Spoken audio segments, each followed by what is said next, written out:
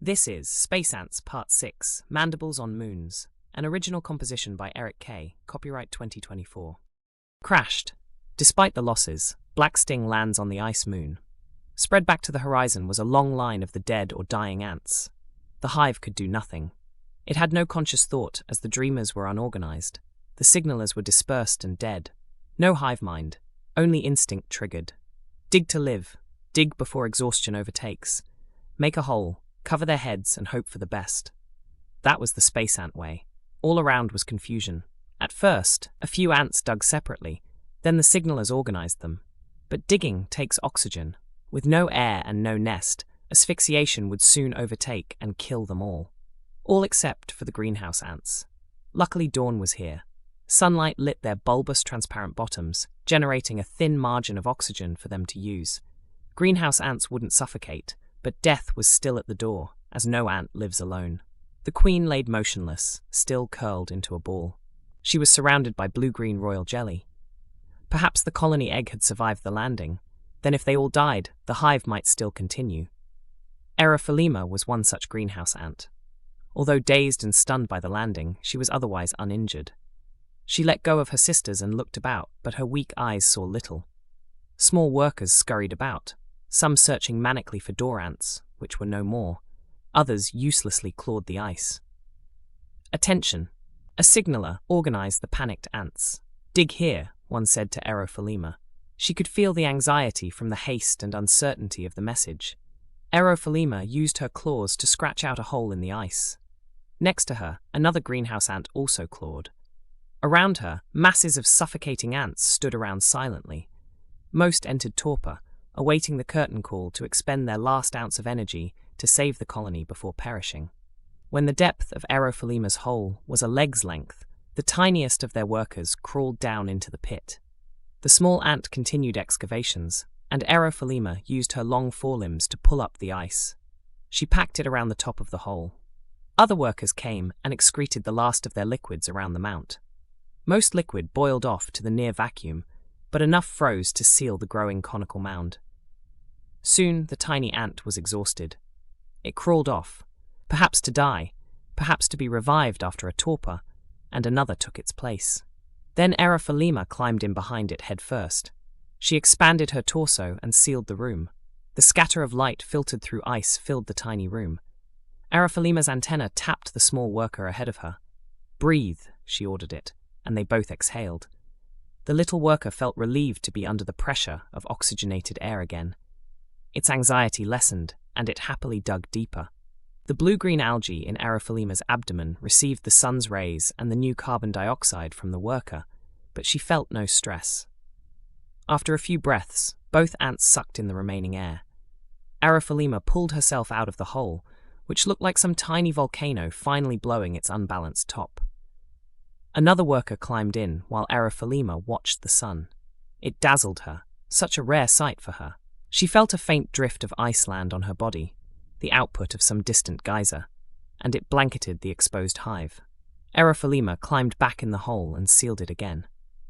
Over and over they repeated the pattern, with different workers cycling in, until eventually 5, then 6 small ants could squeeze inside. Those new ants chewed sideways, linking the holes into the core chamber of a nest. Other ants suddenly woke from slumber, then collected and pushed the crystallized snow around the 2 stacks of the reforming hive. After they exhausted themselves, they added their own bodies to the sides, sealing it further. Erythrolema exited the hole and felt quite sluggish. She basked in the sunlight, but there was no warmth on the blue field. One thing space ants lacked was the ability to generate sufficient heat. Their thin fat reserves had extra mitochondria to generate energy, but their colony's ecology had been too stressed in recent orbits to pack on fat. Even before their planet died, the space ants descended from a breed of ant which lived in the high mountains.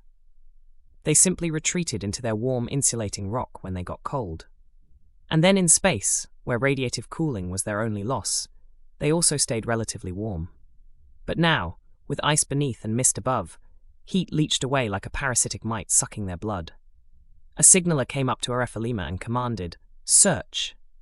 Erythrolema did not take offense that her sunbath was interrupted. It was wholly ineffective at warmth. or being ordered to walk. Being an oxygen producer, greenhouse ants were the only ones who could, but walking was never their most attractive quality. As she walked, her bulbous abdomen dragged on the ice and soon went numb. She had to walk with an even more exaggerated stance, holding her gaster up in the air with her back legs fully extended. Greenhouse ants hate to walk. It's as tiring as it is awkward. They spend their entire lives plugged in a hole, gripping the interior with their long claws. Since no other ant could survive physical exertion, it was up to them. She left her huddled dying colony and her sister greenhouse ants and did a random spiral walk towards the horizon. The faintest splotches in her vision were inspected. She had to use her antenna on them to figure out what it was. Mostly, they were fragments of rock, or dead ants, which littered the white plain. It was cold. It was always cold. But being in contact with the ice sapped her energy. After the 7th or 8th pass of the spiral search pattern, and after finding nothing more of interest, and tired of walking, she turned back to the hive. She saw nothing, but still had a general idea of where the hive was. The ground reverberated. It shook from beneath her. She stopped and put her antennae on the ground. Another wave of ice crystals wafted down and coated Erythrolema and everything. Her antennae moved fast and did not get frozen to the terrain. Perhaps at another time, from a cosmic perspective, the sight of a greenhouse ant, large butt in the air, and antenna stuck in the ground would be funny if it weren't so tragic, and the colony not in mortal danger. Erythrolema felt more disturbed. Small vibrations ran up the hairs that touched the ice. Something? She turned toward the seismic origin. Below her, titanic forces moved. She stopped, or rather was halted. Cracks bloomed into quakes and rattled her. She almost lost her footing, which, with having 6 legs, is quite hard to do. A massey's crack fractaled out underneath her. Though space ants rarely experienced quakes, they instinctively knew cracks could be dangerous. Ahead, a sheet of ice uplifted and rose to a peak several times her height. Erythrolema scurried to her left, trying to outrun the growing cliff. Cracks zigzagged underneath her. Water sprayed out, then boiled, and the mist froze, leaving some crystals to escape the moon's low gravity. Pebbles of ice landed on her and further occluded her translucent abdomen, which weakened the already faint photosynthesis. She ran faster, and her oxygen depleted. Soon she walked, and finally she stopped. For many moments, she waited and regained her strength. The ground broke up on every side. Cold liquid water boiled off in the exposed vacuum. She clutched her raft of solid ice. Ahead of her, cracks became holes, and water surged out of it, seemingly at triple point. Her float of ice was heaved up and around on the newly exposed liquid sea. Finally, she lowered her bottom. She could feel the cold stab through like an obsidian blade, but only for a moment. The algae's chemistry slowed. The colder she got, the less she wanted to move. Sleep, her body told her. She twitched her eyes left and right. The white plain had various deformations, but none were promising. Then she turned around again and looked behind her. A similar scene greeted her until the cliff's horizon met the black sky. The sun was still dazzling and beautiful. The cold pierced, but only to a point. Most of her clear abdomen was air, and it insulated the rest of her from the cold. She became lethargic, but did not slip into torpor. Her dorsal vessel was on top, where it joined parts of the distended intestines and hindgut. There, it naturally transferred oxygen to the bloodstream as easily as it transferred the chemicals from her digested food, and there the pockets of algae also lived. No sleep. She knew she couldn't stand here forever.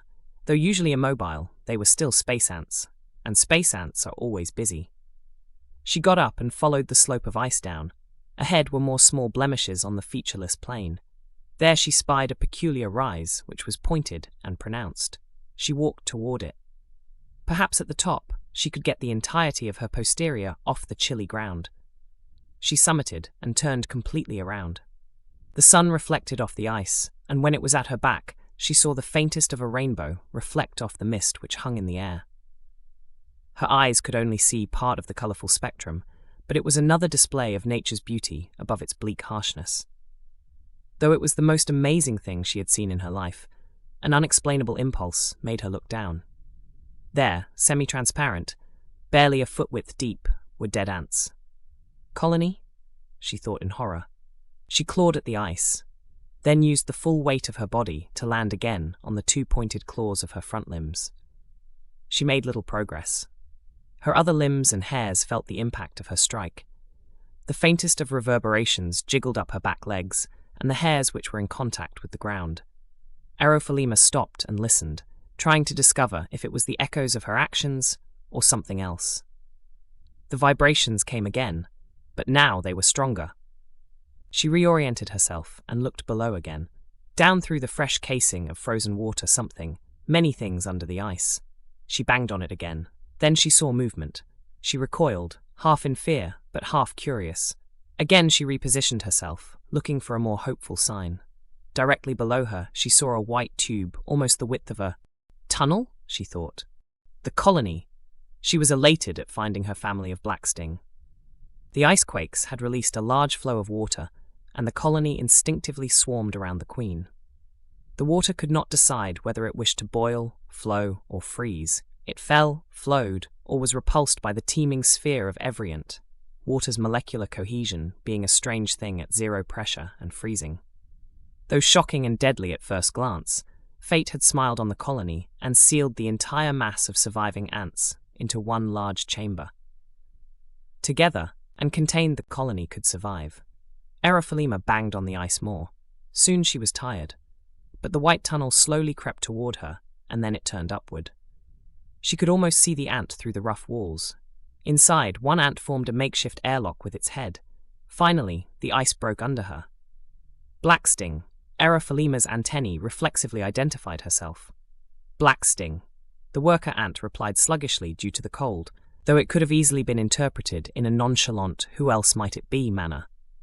The worker backed up, and Aerophalema crawled in upside down.